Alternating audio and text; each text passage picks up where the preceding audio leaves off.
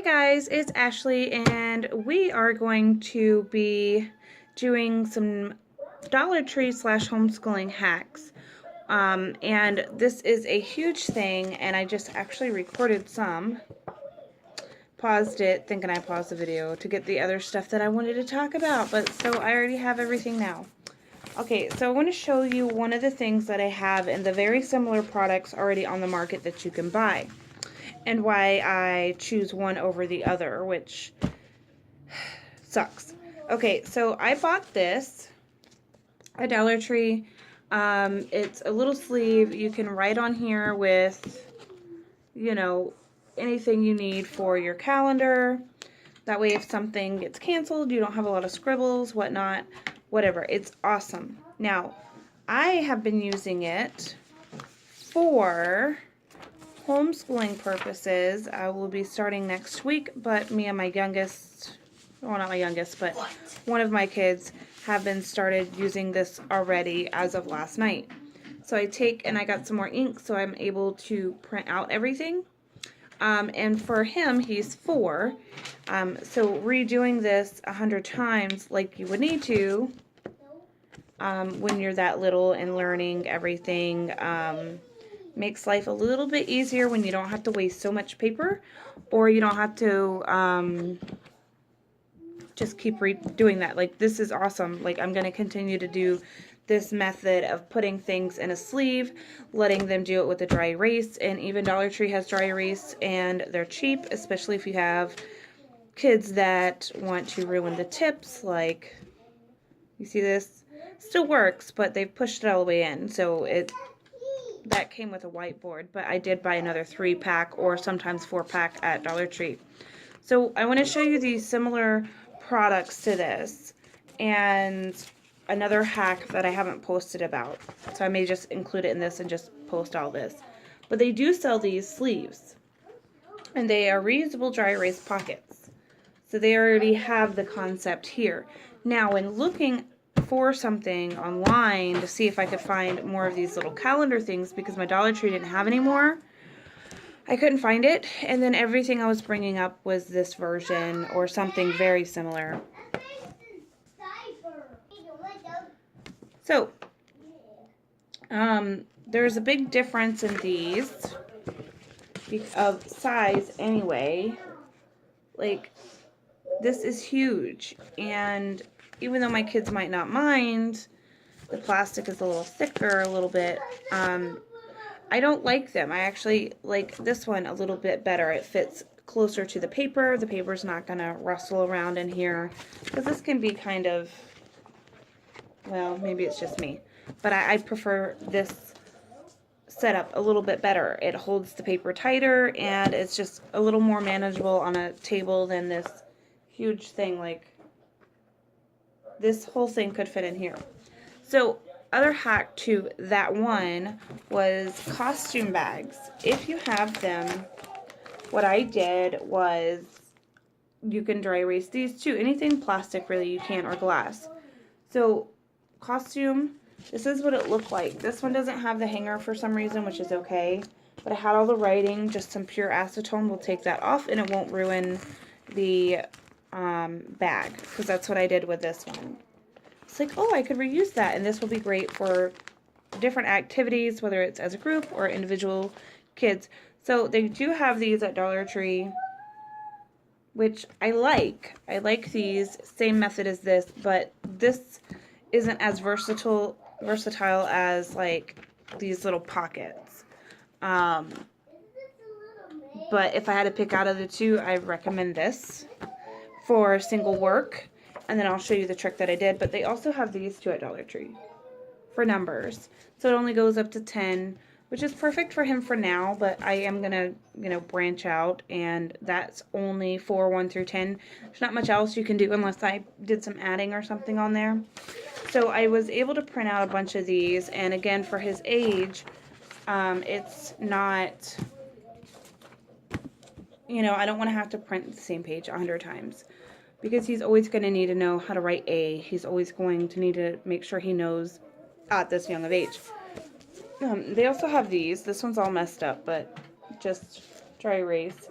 Sometimes the color seems to stain some of these sometimes, so it's not that great. Okay. So what I was doing was I bought a bunch of those like workbooks, okay? So I bought a bunch of these at Dollar Tree. What I did was I cut off the side. And I'm going to keep them all together. But instead of wasting a bunch of printer paper that we're going to have to do, I can get little curriculum books like this or whatnot. Hang on, yes I do, leave it alone. And then place them in here, and we've already done that. So instead of going through these, especially when you have a bigger family and you have certain kids by certain ages that maybe they would benefit from having a book like this, but it's already been written in, you know, it's kind of, these books are a one-time use. So I'm definitely expanding the life on them completely and being able to just constantly reuse. Now, it'll be different if they're color pages, you know, those I probably wouldn't care about so much, but I cut them all. I keep everything in order and together, so if I want to do, say, this book, 2 papers a day. Okay, so, sorry I had to pause, but again, if I had, say, like a 4-year-old, a 3-year-old, my youngest is 1, I have a 4, an 8, and a 10-year-old. So kind of grouped in 2s, so to speak. But Mason, my youngest, which is 1, you know, he's not going to be doing these for a long time. And yes, they're only $1. Yes, I can buy them again. But why not use them over and over and over instead of going out and buying so many books and doing it that way? But again, I was saying, like this one is red. Use a red crayon to trace the word. So they're doing apple, and this book is Why Learn Colors. So it's everything about colors and etc. And it's by Play School. What you learn is identify primary and secondary colors, reinforce. I can't think of the word. I know the word. I can't think of it. Anyway, but you get the gist. So what I'm going to do is simple planning. Where he does a few of these a day in each book for the week. You can hear him now. So I've got 3 books I've done that with. Now I did buy some more for him. Remy, hush baby. These, also at Dollar Tree right now. And these are great. Now these, I most likely won't be doing that because there are a lot more pages. And I, like this one has, Mama. Hang on honey, 64 pages. This little old book, and it's letters and writing. I probably won't take these out, but I do want to find a form that I can take maybe a plastic and maybe make something where it'll adhere to a page. Like it won't move, but they'll still be able to use the dry erase thing. Hang on just a second. Sorry. So I want to make something like that. Maybe even with these bigger ones, I could just slip the whole book in maybe, and somehow maybe secure it so that way, again, you can see. Let's try it. Let's try it out. Let's see if this works. Now I can always copy these papers. I do have a scanner, but I'm trying to do little waste, little expense as well, because I do have 4 kids and I'm very crafty, so maybe I can do something inside of it. Now I would have turned the book over so the button's not right here, but you can clearly come in and do sizes like this where they're flat with the smaller books. Now I don't think the bigger ones will really work like that. It may.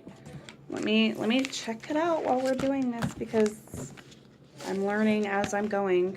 This was a planned sort of video, but not necessarily. So, yeah, I think you could get a book in here as long as you didn't do it where the button was facing. It would have to be underneath.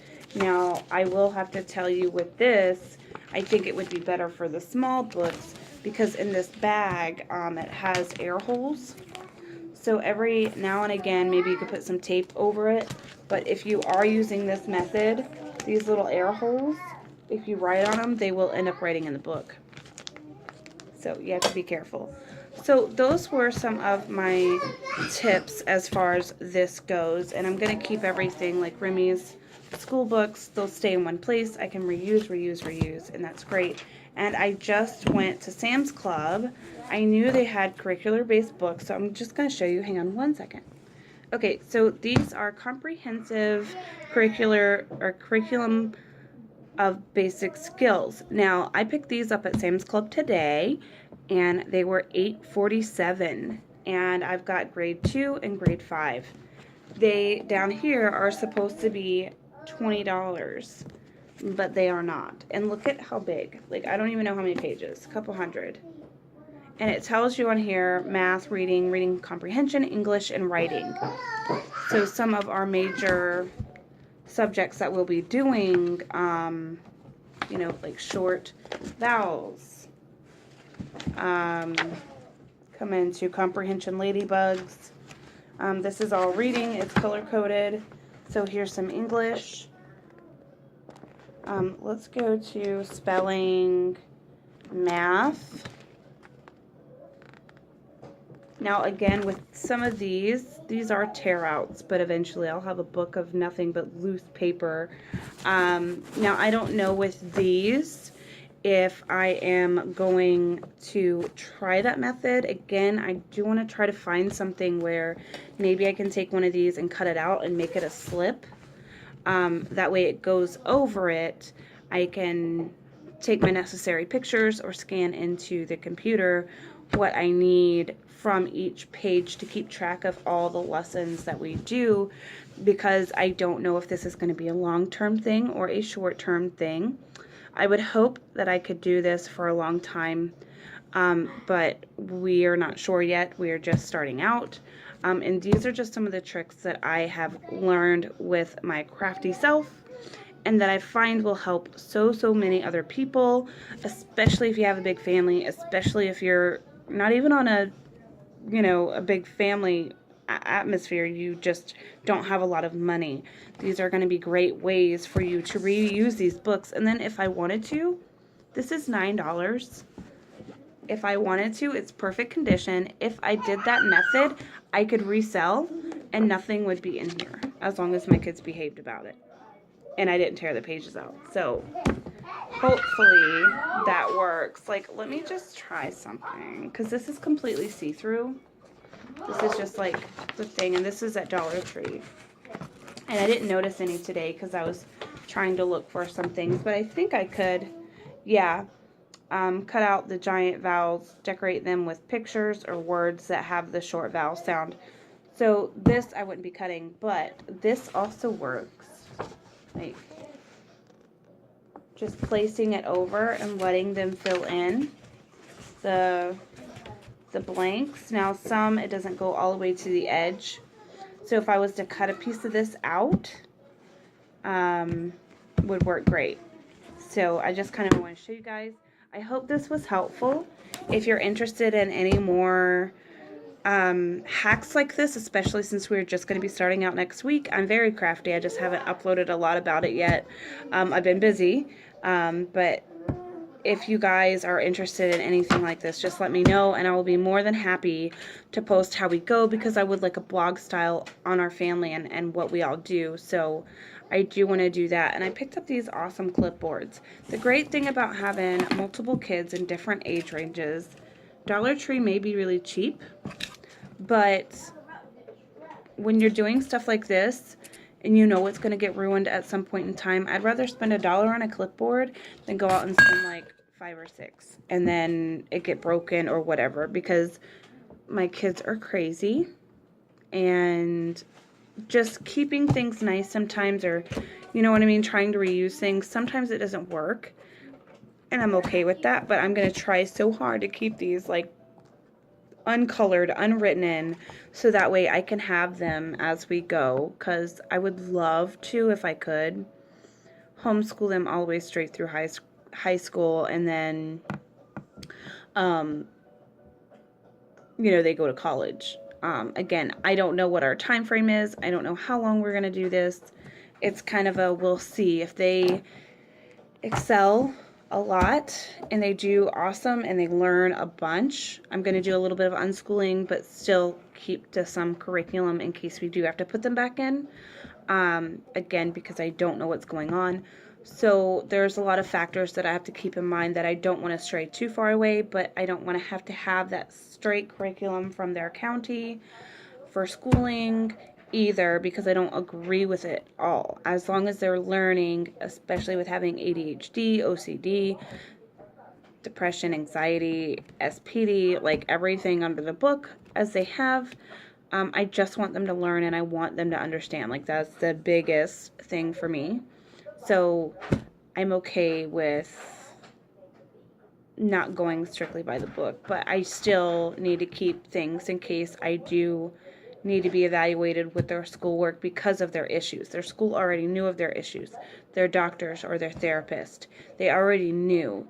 So, if people want to be dumb and come up, I'll have everything that I need documented and everything. So if you have any tips on some great homeschooling advice or anything like that, please leave your comments down below.